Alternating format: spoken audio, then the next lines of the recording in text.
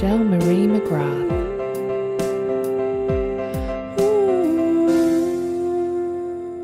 Welcome to Unclassified Woman, and today I'm talking to Jennifer Spaulding.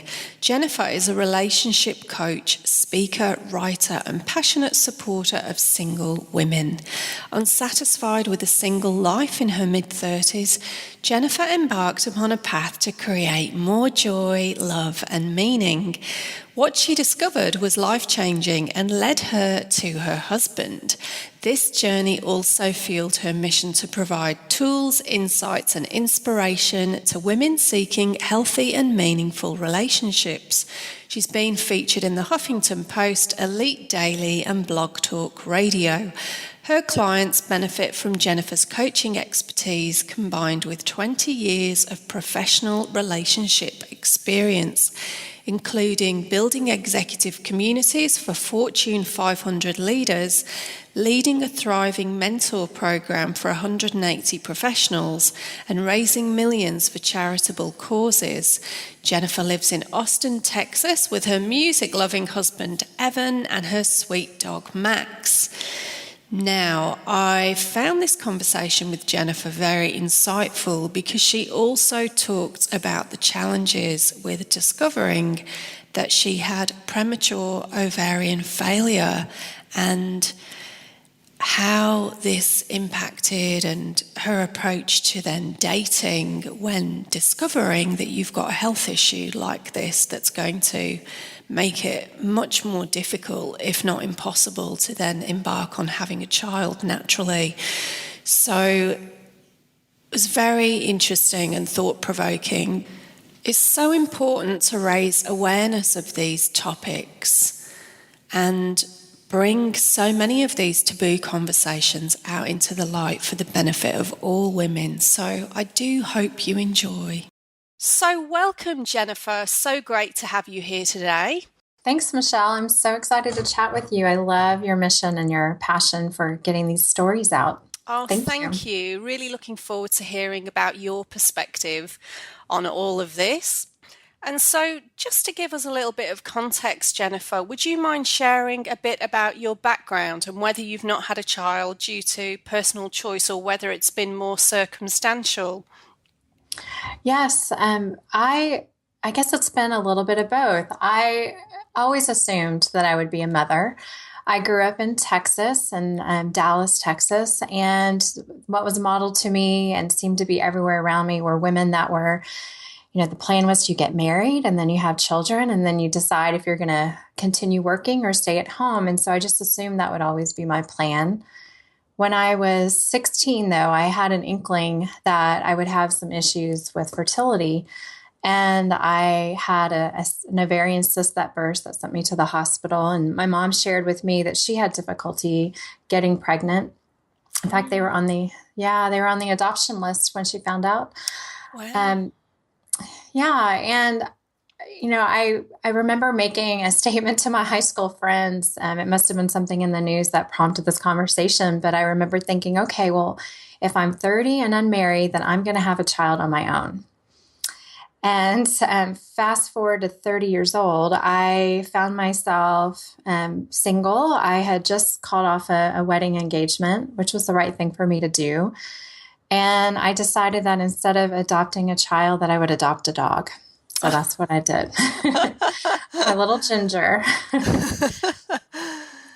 was the right thing for me. And then I never dreamt that I would be single for very long after that. But I was. I didn't meet my husband until 9 years later, until I was 39. And then at the age of 37, before I met him, I found out some devastating news. I found out that I have premature ovarian failure. Wow. Which is, I don't know if everybody knows what that means, but that basically meant that I was in menopause before the age of 40. And I was shocked and devastated about it. Wow. And so how do you discover something like that? I mean, were there any specific symptoms? What was it that, kind of prompted you to explore that? Sure. That's a really great question. I know it's probably different for other women. For myself, because I would get cysts often, I was told that the best treatment for me was to stay on birth control pills. And I know that, doctors can give different recommendations, but that's what I was told and followed. But I remember at 37 at this time, I had skipped some pills. I, hadn't gone to the pharmacy to get my prescription refilled. And so I just told myself, okay, well, I don't really need it right now. So I'll just wait until I get my period, and then I'll get my prescription filled and start taking my birth control pills. Well, my cycle was never happening. And it went on for a couple of months. And during that 2 months, oh, it was awful. I would have horrible night sweats, so much so that I would get up in the middle of the night and change my clothes 2 to 3 times a night. Yeah, I would have to peel the clothes off. And then I started to have hot flashes. I had never had one before. And I remember being at work, and I was so embarrassed. I was having a conversation with someone on our leadership team, and all of a sudden, I could tell I was turning bright red, and my hair on my neck was totally wet. And it just lasted for about 30 seconds, but these were happening all of the time. And That must have been so disconcerting. It was. I mean, when you Google night sweats, what you see is cancer. And so I didn't even think that it could have been anything else. So my doctor had me tested for all sorts of things, and then had me also go to my gynecologist. And she ran some blood work and found that it's your FSH, your follicle stimulating hormone. So granted, I'm not a doctor, but my FSH level was extremely high. Should have been a normal range, it was about 50 points higher. And that's when she gave me the news. Gosh. And so, Jennifer, wow. Was that something that you'd heard a lot about before? I mean, it's interesting, isn't it? Often people don't always talk about these conditions that can appear unless they've been somebody else in their family that's had a similar experience. You don't always hear a lot about this kind of thing. And so did you have anyone else apart from your mum that had experienced anything like that? You know what? Yes and no. No one had ever talked to me about it. I did not even think that this was something that would happen. What my mom had was very different. In fact, she didn't go through menopause until the normal age.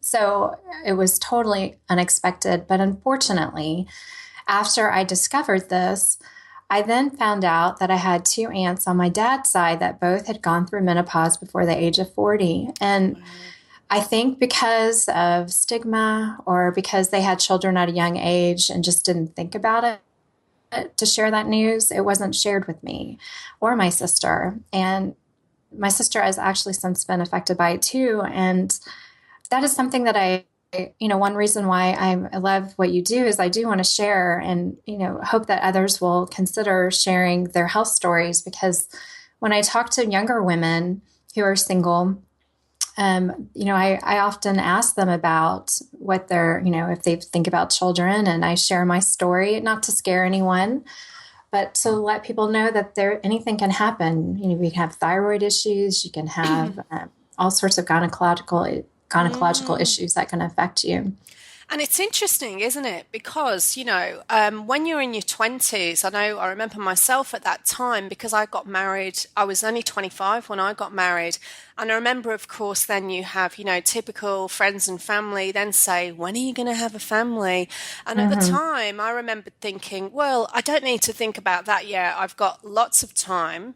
There's no rush. I'm only in my 20s. And of course, this is what often people do think, and people are waiting. There is a high percentage of women now who are kind of having families later, and then often they don't realise that there's a problem with their fertility until they're actually actively trying, and then nothing's happening. And then they might start to explore, well, hang on, is there a problem here? But until you're actively focusing on that, it wouldn't occur to you that there'd be something wrong, especially if you're not experiencing any physical symptoms or pain. Right. Yeah, this was something that was never coming up. I would go to the doctor every year for my exam. It was never even a consideration that they would test for this. And I, yeah, I just assumed also because you see all these, movie stars, people in the news, your friends that are able to get pregnant after the age of 35 and into their 40s. I mean, granted, it becomes difficult and there are lots of statistics saying that it will. I But mean, it's a real yeah. misconception that, isn't it, though? Because Mhm. this is portrayed in the media, they don't focus on the fact that that's actually a minority, and it's a very tiny minority. It's not the norm, and often they're just showing this end result. They're not going into the detail of what that's entailed. Absolutely. And you have to think about it. I didn't realize it at the time, but the reason why it's newsworthy is because it is unusual. Yeah, true, So, so true. And so, Jennifer, what were some of the things that brought up for you? Because obviously, if you'd assumed, like most women, and this is how we're conditioned in our society, that you'll grow up, you'll meet a nice man, you'll get married, you'll have a family, and just continue to fulfill that script. And when you realise that that is not going to be a part of your future, so what were some of the things that brought up for you to consider? Did you go through a grieving process at all? yes, that's such a great question. I unfortunately had already been grieving Mm, the fact that I was single and unmarried in my late 30s. And I felt that I was very odd. It seemed that everyone around me was married. When I was 35, I went to 8 weddings. I had a lot of single friends that were near my age, and so it was a wonderful time for them, and I was very happy for them. But 8 weddings at 35 years old was a lot. And then, gosh, yeah. and then the next year, I was invited to 9 baby showers. So I was already struggling with my life not being planned living out the way that I had planned. And so I had sought out a therapist mentor who was really starting to focus on like, I'm the common denominator here in all my relationships. This isn't the life that I had hoped to lead.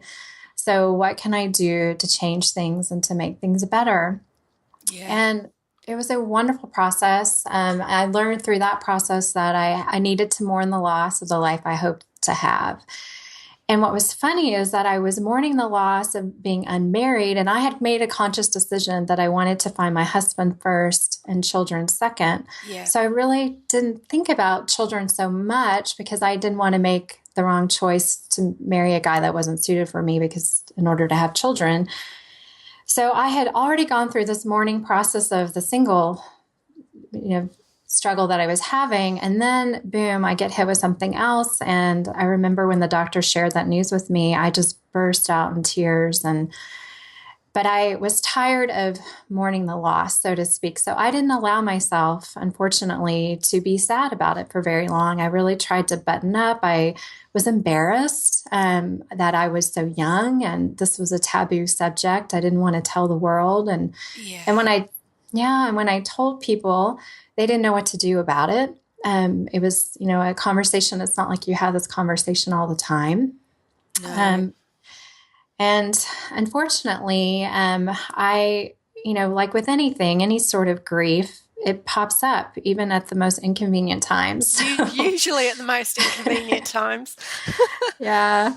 And I really recommend, I tell my clients, like, we have got to mourn the loss and acknowledge it and allow yourself to feel sadness. I remember I was on a girls' weekend and I was seeing friends that I hadn't seen in a long time, and they were all married with kids. And I didn't even think of that at all before I made the trip. And while I was with them, of course, they called their husbands multiple times and chatted with their children a lot. And oh, I remember having to leave the house that we were staying in and go on a walk just so I could cry. It's completely natural because when you are feeling very sensitive, when you're going through something like that, it does feel as though everyone around you is really highlighting the experience that you're not having. And it's just, Mhm. I do feel it's because we have that heightened awareness, and it's probably not really every woman in their 30s who's married, at that time, but it really feels like that.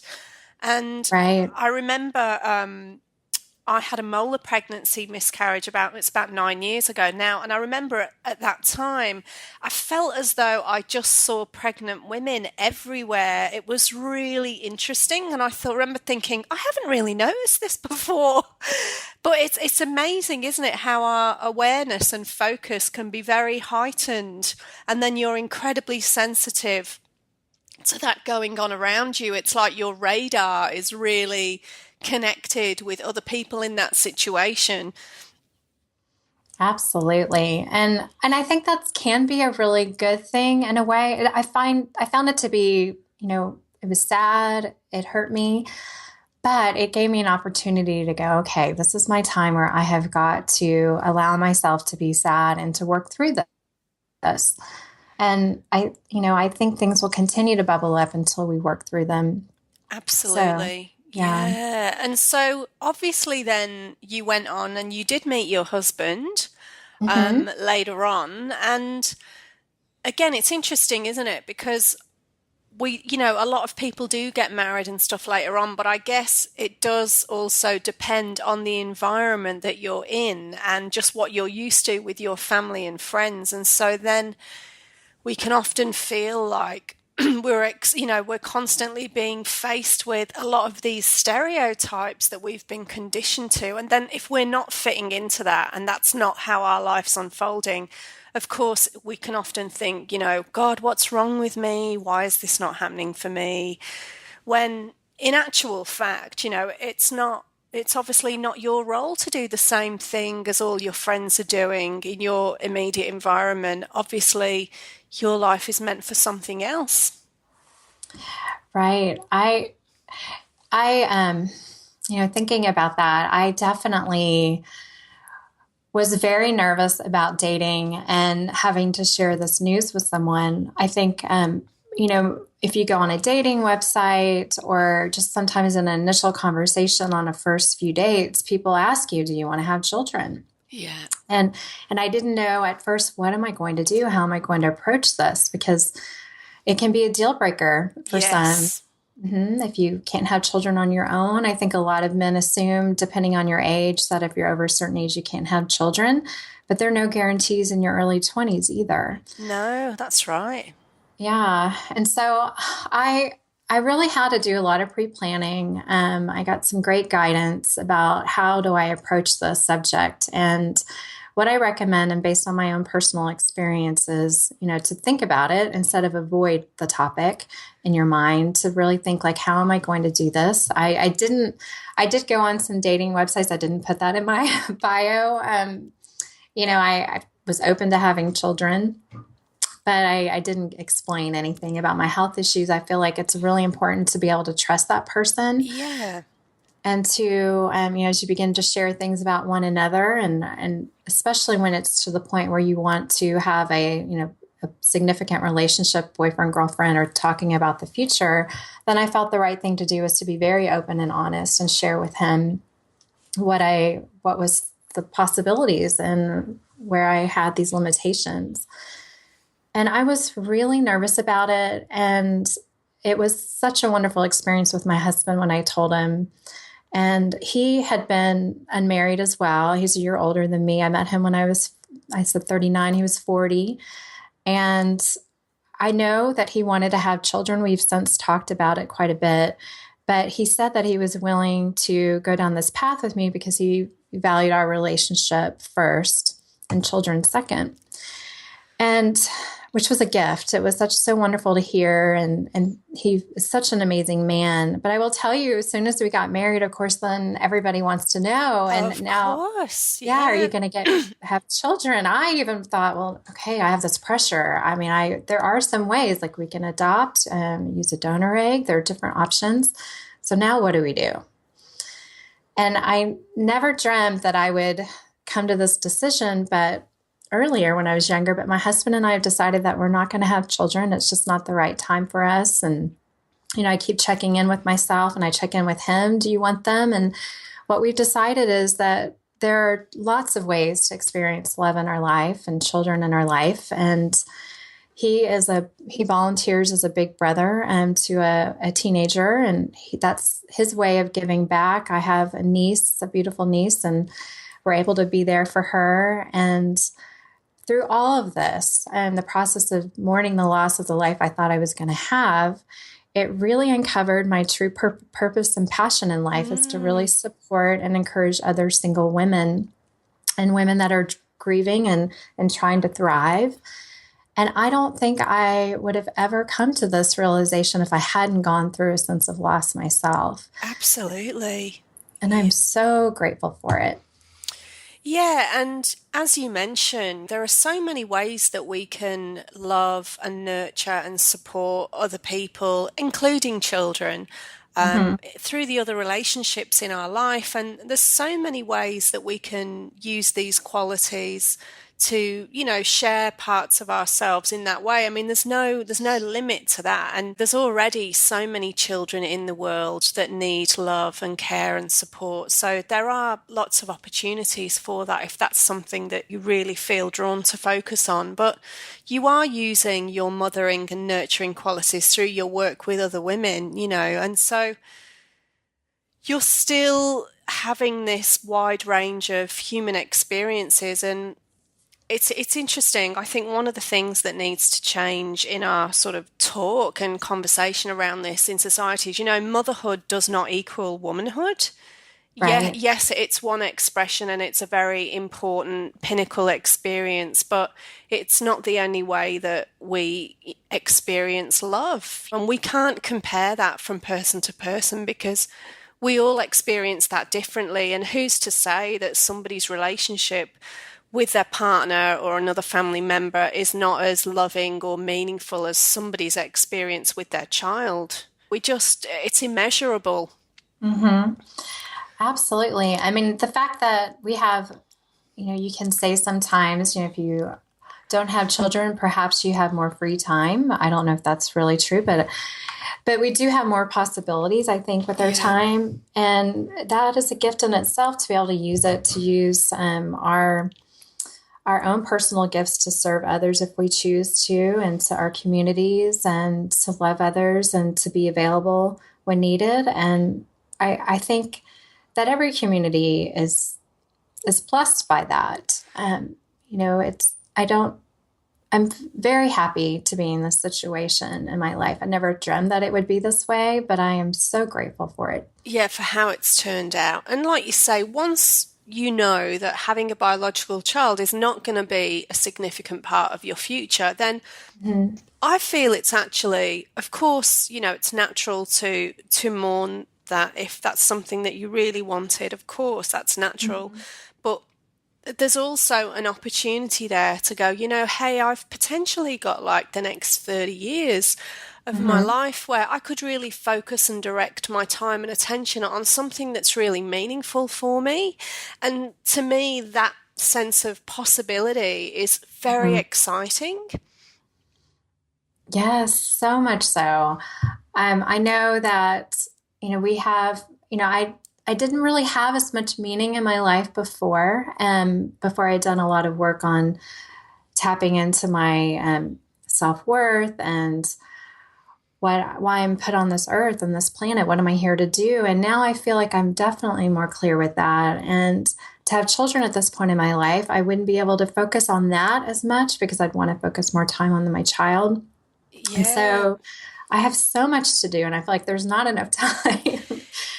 30 years may not be enough. So. Yes, it's so true. It really is all so much about your perspective and, how you choose to look at a situation and deal with that. And obviously, it naturally processing the emotions that are connected to that experience. So really, I mean, you've touched on there having that time.